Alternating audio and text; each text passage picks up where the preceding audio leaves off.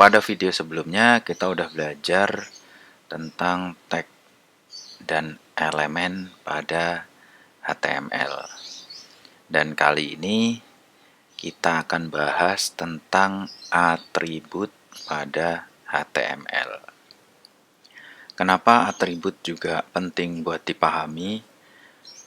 Karena atribut digunakan buat modifikasi elemen HTML atau memberi fungsi default pada HTML, atau bisa buat nyambungin HTML dengan CSS ataupun JavaScript. Untuk lebih jelasnya langsung kita praktek. Kita pakai file yang kemarin. Daripada bikin-bikin lagi, mendingan kita pakai file yang kemarin kita buat.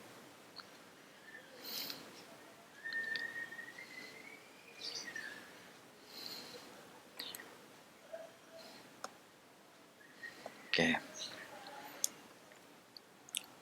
Jadi sebenarnya kita kemarin juga udah pakai atribut, atau kemarin saya sempat salah ucap property. Property itu kalau kita pakai JavaScript. Tapi kalau namanya di HTML, ini itu sebuah atribut. Seperti width, tinggi, ataupun source-nya. Kita contohin yang lain lagi. Misalnya kita mau merubah font atau warna atau font dari header ini. Kita pakai atribut style. Kasih warna, misalnya adalah merah. Atau kita bikin sebuah input.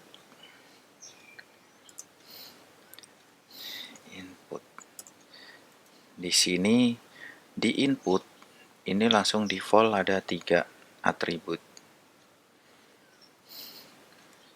Langsung kita coba di sini ya. Ini adalah input.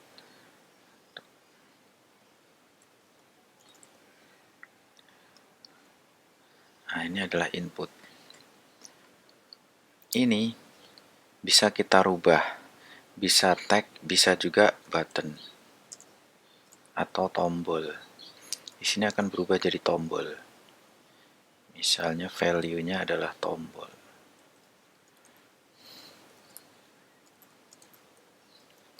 Ini bisa menjadi sebuah tombol. Tapi ini juga bisa menjadi sebuah tag atau isian tag.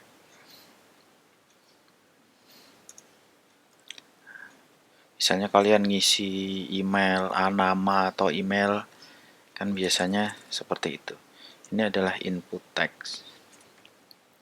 Kalian juga bisa nambahin atribut, misalnya keterangan, placeholder, isi nama kalian misalnya.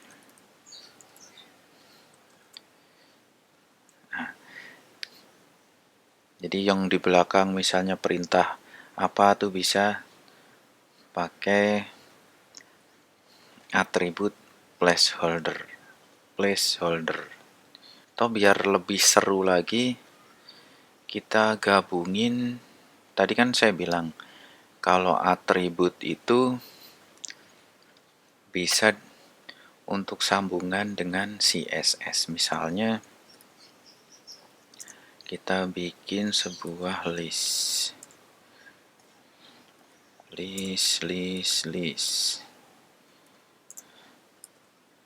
Misalnya di sini ada nama, terus umur, terus hobi misalnya. Ini adalah sebuah list. Terus kita ingin nyambungin ini dengan CSS. Kita buat sebuah kelas, misalnya kelas warna.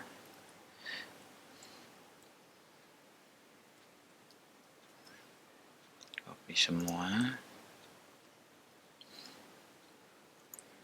Kita buat CSS di sini.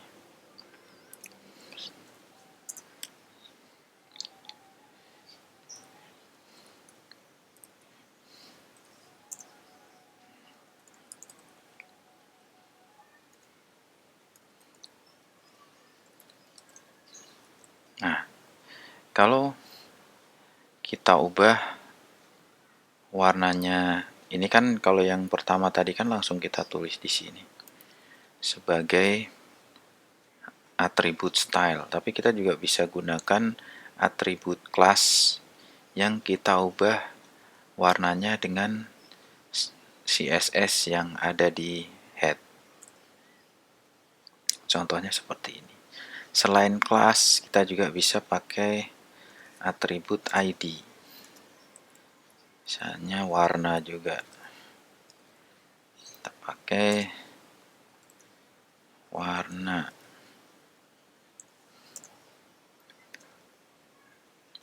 Terus color blue misalnya. Nah, ini blue karena kita kasih atribut ID warna dan ini kita rubah jadi blue. Selain itu, untuk contoh lagi, kita bikin input tombol button, terus kita kasih value-nya, misalnya klik nama.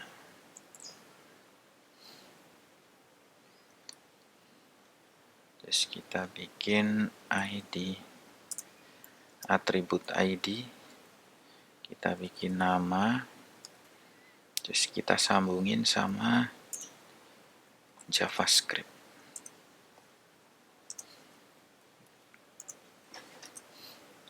Misalnya let nama,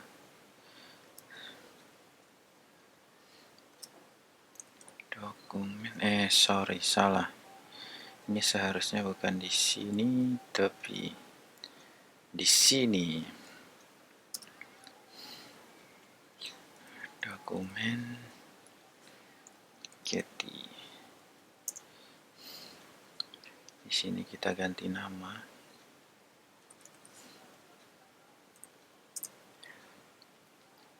Kita bikin sebuah fungsi pada JavaScript. Misalnya adalah fungsi function isi nama.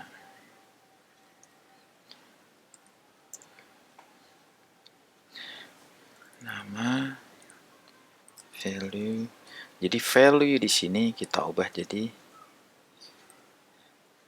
di sini misalnya nama Margono. Jadi kalau kita klik buttonnya on click,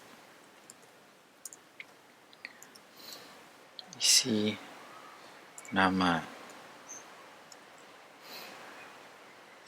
Kita coba, kalau kita klik di sini akan muncul Margono seperti ini.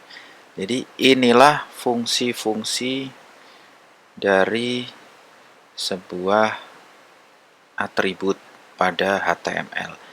Jadi selain bisa ngasih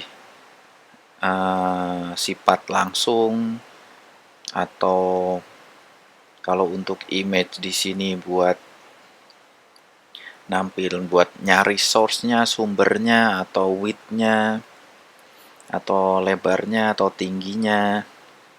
Tapi bisa juga buat disambungin ke CSS ataupun disambungin ke JavaScript. Jadi untuk kalian biar supaya referensinya lebih banyak, kalian bisa lihat browsing-browsing di ini. Ini adalah semuanya atribut pada HTML. Ya, ntar kalau yang penting-penting kita akan bahas pada video selanjutnya. Oke, jadi bahasan tentang atribut cukup sampai di sini. Semoga bermanfaat. Terima kasih.